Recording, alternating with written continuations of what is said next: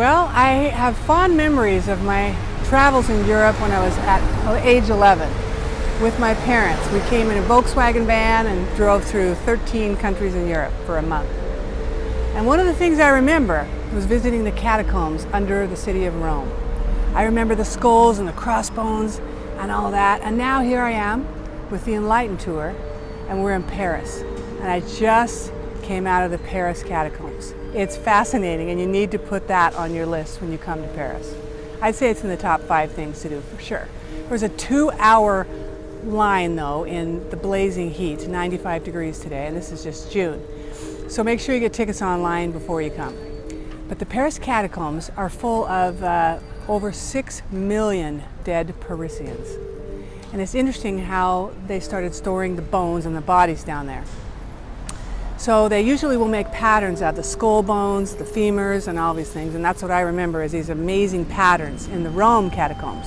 But here in Paris, this didn't start as a catacomb. It started as a limestone quarry. So under the city, they would dig down and they would extract the limestone to build many of the buildings here, particularly the Louvre, but a lot of other buildings. So they kept bringing more and more limestone. They'd get these shafts, vertical shafts, to hoist it up, and that's how they built a lot of the buildings. So they had these huge cavernous spaces and a labyrinth of tunnels and these big open quarries underneath the city.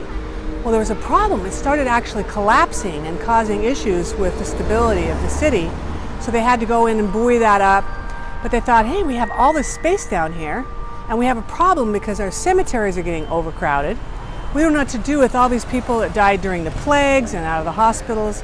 They had massive amount of bodies that they needed to take care of. So they decided to start transferring the bones that were decayed and could be transferred from all the cemeteries and putting them down in these catacombs, all underneath us here in Paris. So this is how they would do it.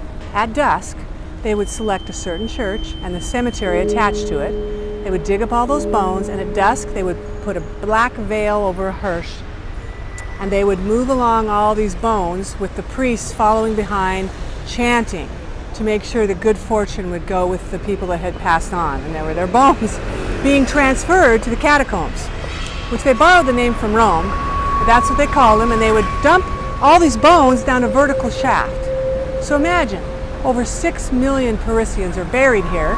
Their bones are transferred from cemeteries in many cases. They're all mixed up, and in some cases it's a pile of bones 30 meters deep. So after many years they thought, we've got to clean this up and organize it, so they would put the name of the church and all the bones and line them up by bone type. So of course you lost any kind of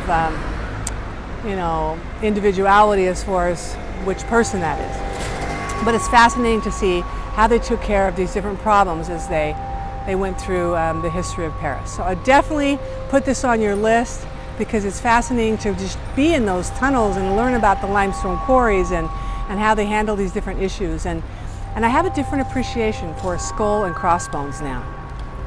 I used to be thinking, it's kind of demonic, it's spooky and scary. But after seeing that many skulls and bones, I think, hey, it's just part of our body, right? Skulls, it's just without any skin and flesh on it, just that's what's underneath there, and so it's part of our human anatomy, so we'd appreciate it. So I hope you enjoy these photos of the Paris catacombs.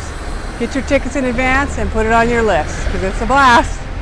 And this is Caryn with the Enlighten tour. A tip about photography when you're in a dark place like that: a lot of new smartphones are much better in low light, and you can't set up tripods. So the best way to get the photos that I got here were with my iPhone 7 Plus. It has a pretty good low light camera. I know there's a lot of Androids that do the same, so that's probably smartphone photography would be the best for getting nice images, which you can't use any flash in the catacombs. This is Caryn from Paris with the Enlighten tour.